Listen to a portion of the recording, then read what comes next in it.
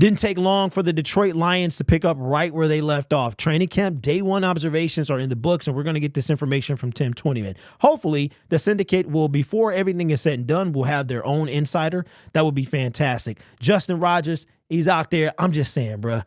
Partnership would be fantastic. But one of the things I'm going to be looking for is the defense, specifically the defensive line. Now, we got some roster moves today. Some people were added to the active NFI list. Not a big deal.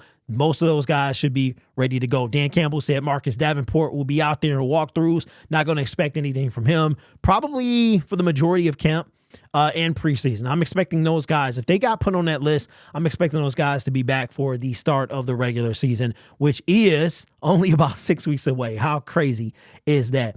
But here is Tim Twentyman and his day one observations. Deep ball. It didn't take long for third-year wide receiver Jameson Williams to make his presence felt. The third play of the first team period was a bomb from quarterback Jared Goff to Williams for a touchdown. Williams got by quarterback Terrion Arnold and safety Afiti Melifonwu, and Goff dropped a perfect ball right into his hands. I want you to keep that statement, keep a visual picture of that statement. And Goff dropped a perfect ball right into his hands. Williams set out for a little bit after the play after feeling sick and throwing up on the sideline following the catch, but he returned to practice later. Now, the Detroit Lions posted footage of this catch from Jameson Williams, and we're going to be breaking that down in another video. And I'm going to say right now that we're also going to be posting it on anything in video play breakdown form on the new channel that I guess I've decided will launch today, Lion Syndicate Film Room. It's going to be, it's already created. I'll be activating it today. I'm going to put this on both channels and let that one, find a life of its own. I will the pinned comment will be the link to that YouTube channel. But this is a great play. Wait till you see it. The throw and the catch from Jameson Williams, chef's kiss. This is the stuff that we wanted to see. And when you see Jamo catch it with his hands, I'm telling you what, it's going to be something to see.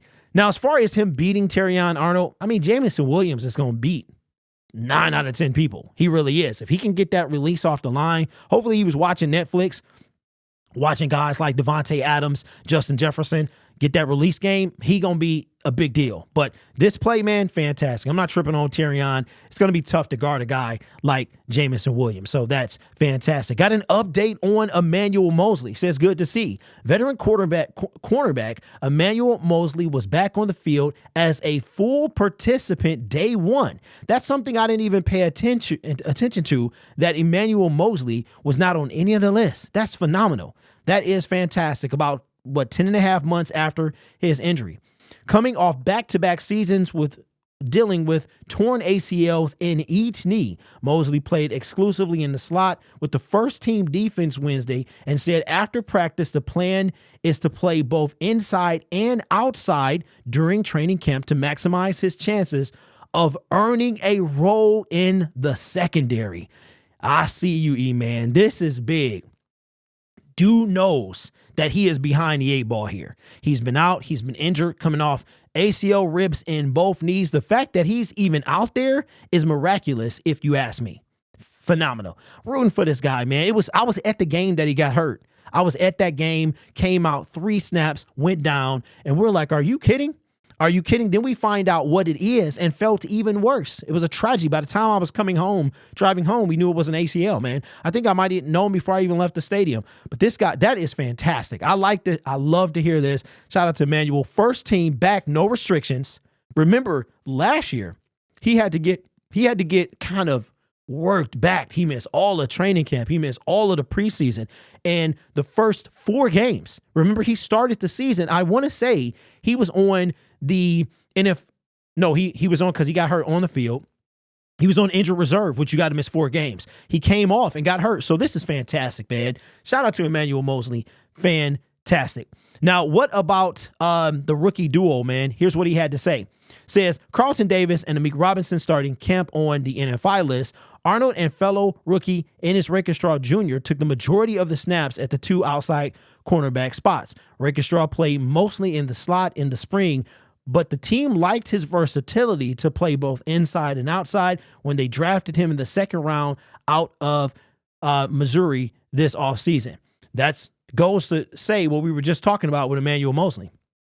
How he know that he is behind. He's got some stuff to do. Again, Terrion Arnold, he's going to be fine. I think Ennis is going to be fine as well, but they're both rookies. We know what to expect of these guys. First and second round picks. I mean, to me, like I said, I think that Terrion is going to be the starter, and I think it's going to be Terrion and Carlton Davis. But Carlton, it's going to be intriguing, man, because Carlton, he going to miss a lot of time. He's going to miss potentially, right, starting on the list that he's starting on. So he's going to miss some time. Do I expect him to start? I do, but this is going to be, I'm telling you, man, I think this might be probably the most intense training camp that we've seen. Who's going to be wide receiver 4, 5, and potentially 6? Who's going to win the kicking battle? Is a guy like John Kaminsky going to make the team? How's the defensive line going to fare? The offensive side of the ball, outside of some wide receivers, is pretty stout. This is going to be a good one. I am ready to talk about training camp. But speaking of wide receiver, here's what Tim had to say. Impressive start. Who wins the final couple wide receiver spots will also be a storyline that develops throughout camp. A couple of players fighting for roster spots who I thought stood out day one were undrafted rookie Jalen Calhoun and veteran Darius Fountain. Says Calhoun, a rookie from Duke, made a great catch over 2 defenders on a deep ball from quarterback Nate Sudfeld in a team period. He also had a tough catch a little later along the sideline. Fountain, who is in his 4th season, made a full extension leaping grab along the sideline on a ball from second-year quarterback Hendon Hooker. At 6'2", Fountain is one of the tallest receivers on the roster. I think Josh Reynolds was 6'3", I believe, and now Darius is going to come up. You know, Fountain is a guy that I really didn't have making the team, and we saw this last year with Chase Cota, Dylan Drummond. So I'm still thinking that Darius is going to be a practice squad guy. That's just what I think. I think that wide receiver 5 and or 6 will be a guy that's not on this team already. I just feel that, but I've been wrong before. But what about the backup QB position? This one's going to be fun to watch. Says backup QB. The team is going to give Hendon Hooker every opportunity to win the backup job behind Jared Goff. They drafted him in the 3rd round last season, and he took all the second team reps Wednesday. That's a good thing. But don't count out Sudfeld from making it a closer competition than people might think. Sudfeld ran a smooth 3rd-team offense Wednesday, which isn't always easy to do. That will be a fun competition to watch. Well, thank you, Tim, for trying to give Nate Sudfeld some type of leg up. The dude is with the 3rd team. They drafted him to be quarterback number 2. Again, I've said this before. If this competition is this close, if Hendon Hooker and Nate Sudfeld are if it's close and keep an eye on it and it's close and it's a battle and all, then we got a problem. We have a problem. There should be a clear separation between Nate Sudfeld and Hendon Hooker. There should not be even an overlap, in my opinion. It should be clear cut. The only way that it isn't is if Hendon is just, he can't get it for whatever reason. That will be the only way that it's even remotely a competition. The only thing Nate Sudfeld has for him is the fact that he's a veteran. That's it. But again, you guys know how I feel about Nate Sudfeld. In my opinion, it should not be close, even in the slightest. So let me know your thoughts on training camp day 1 observations. I cannot believe that we are back. I cannot believe that we are back. It's just mind blowing how quickly this offseason went by. And that's losing in the NFC title game, which was so tough. So tough. I don't ever think I tell you what, everybody who travels, keep this in mind. I want you to try this one day. One is in your control. Well, neither one of them in control. Imagine you lose a game. Your team loses a game after being up 17 points at halftime, total domination. You're sitting, right? You travel home. You find out, so you lose that game that could have got you to the Super Bowl. You travel home. You have COVID. You don't know you have COVID. And you get home. And then you have to see and hear about your team losing and blowing that lead. I don't think there was anything tougher sports-wise that I've ever done in my life. That was super tough. Got a little bit of announcement, man, as well.